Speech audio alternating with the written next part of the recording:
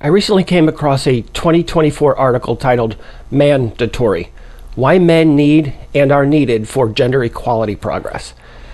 This one is very much written inside the mainstream framework of gender equality, while at the same time playing a balancing act regarding the understanding of men and their pathologized independence.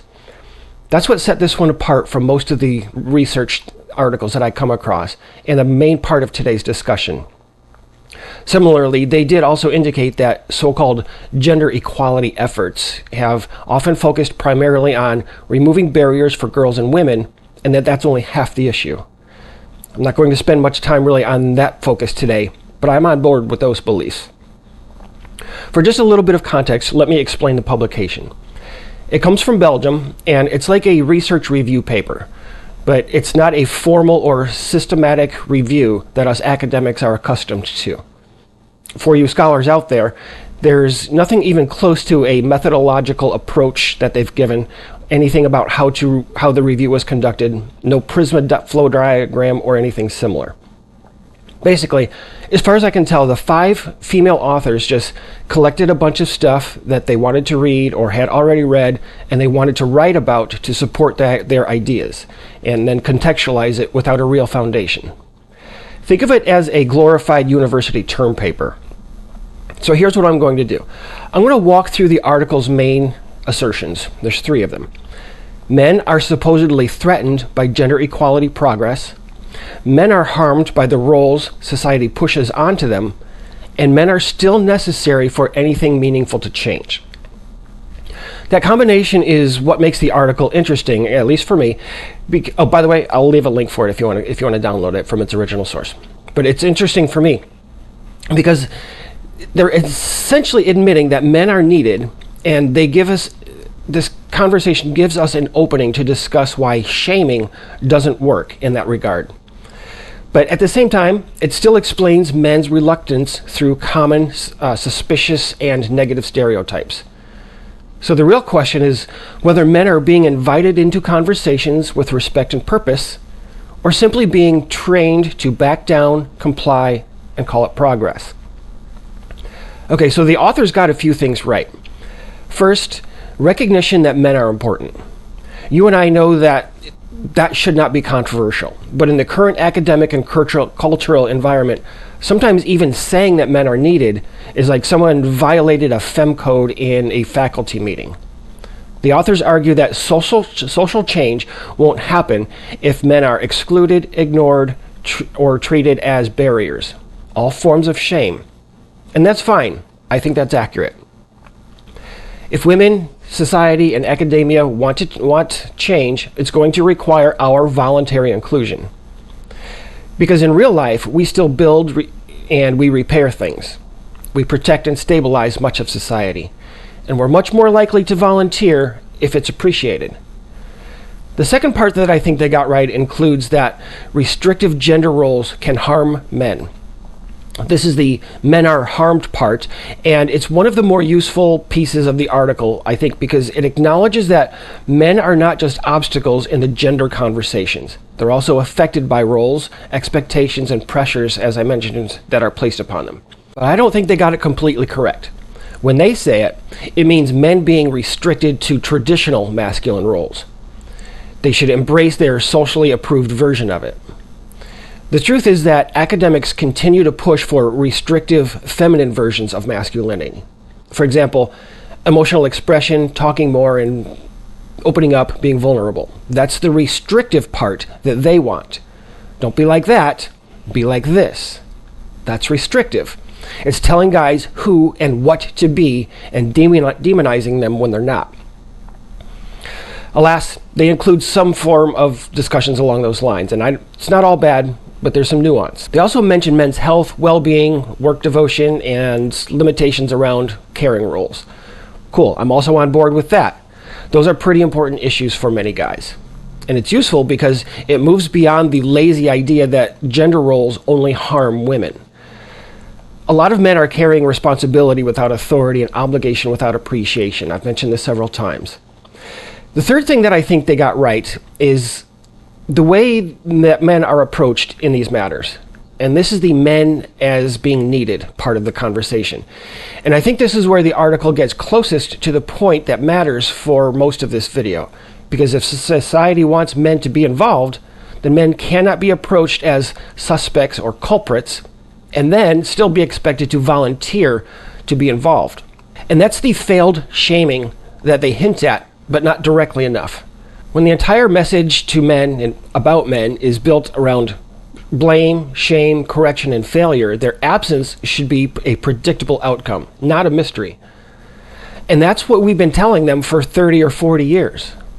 If your message is to men is basically your masculinity is dangerous, your history is violent, your boundaries are avoidance, and your disagreement is oppressive, then don't be shocked when we stop listening, or caring for that matter. Now, here's where the article is mixed. This is the men as being threatened, or men are threatened part of the article. It's where men's reluctance is interpreted through status loss, identity threat, and the assumption that they're reacting defensively because equality feels like something that's being taken away from them. Because even though the authors recognize that men need to be positively engaged and welcomed to the conversation, they still explain much of men's reluctance through the same old hierarchy framework. Men are privileged. Our resistance is threatening. Our reluctance is zero-sum thinking. And that's the recurring problem. Even when the authors try to include men and understand some of their experiences, it still includes the assumption that men's concerns are mainly defensive reactions to losing some form of power.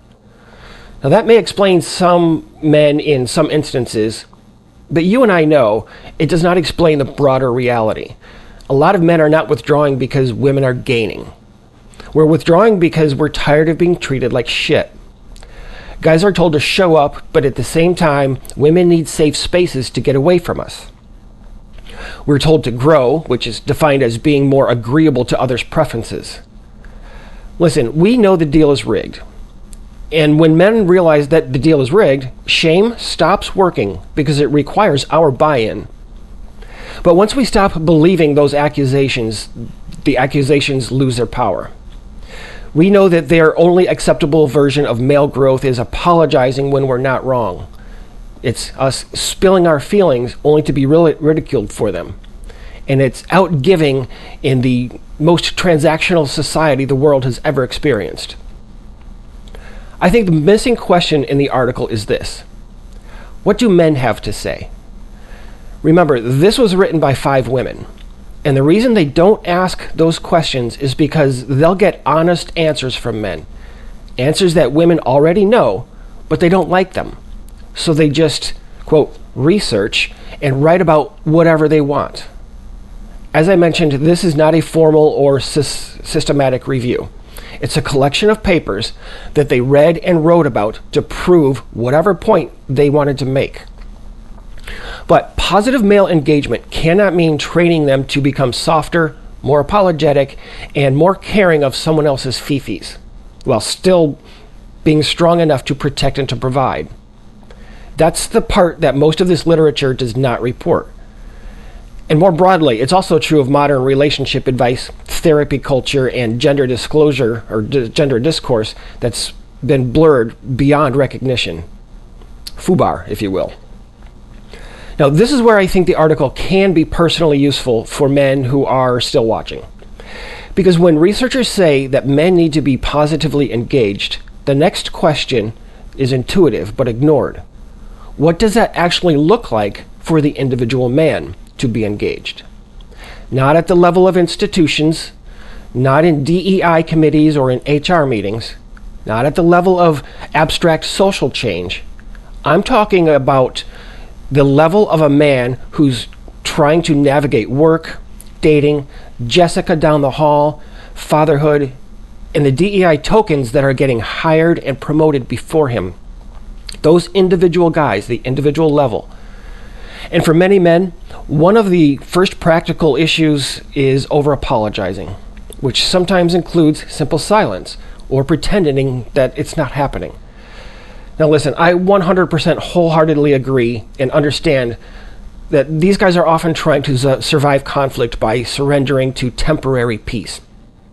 I can't entirely fault them, and that was me for the first 33 years on this planet.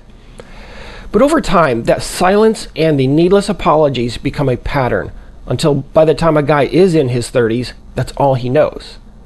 He starts believing that the safest way to be in a relationship or a job is to stay slightly guilty at all times. Just keep your mouth shut.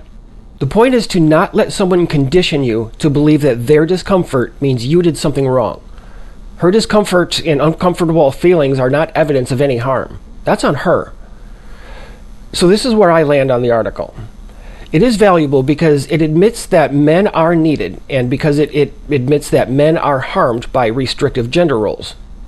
But it still doesn't go far enough, because the missing part is how to help men become stronger, clearer, more grounded, and less apologetic about their own authority. Let men have a voice. Not some feminized or institutionalized version of masculinity where a man neglects his own outcomes. But that's why the conversation needs to shift, and it's one of the reasons I discuss this topic so much. What I want to do is help normalize men's willingness to call this out when they recognize it, to help them understand that their values are important, and it's okay to be vocal about the stupid expectations that are placed on them. So the article is not entirely useless. Actually, in a weird kind of way, I think it's useful precisely because it comes from a perspective that I don't fully agree with. Because even inside their biased framework, the authors still acknowledge that men matter. And also that shaming won't bring them back into the conversations. But as long as men are not included as part of a respectful conversation, everyone else is worse off for it. Perhaps women in particular. And treating men as the only problems, as we know, can and it has been backfiring. I'm less interested in teaching men how to become better ideological participants and more interested in helping them become more grounded, honest, and direct. And hell, even less willing to apologize for values that they hold simply because somebody else doesn't like to be told no. And that's why I'm finally about to start releasing formal materials for my Rules of Engagement book and its accompanying field guide. It's coming out soon. The first materials that I release will connect to Chapter 4 in the book, and that's called Stop Apologizing, which fits this issue directly. So if needless apologizing, over-explaining, or feeling guilty for having boundaries is something that you struggle with, make sure you come back and keep an eye out for that coming soon. It focuses on assertiveness, boundary protection, emotional regulation, and leadership, all built around psychological evidence and practical tools. Because if men are going to reject shame and become more directly engaged, I'm all for it. But it's got to be on their own terms. All right, cheers, guys. Have a great day. Be careful out there. I'll be back soon.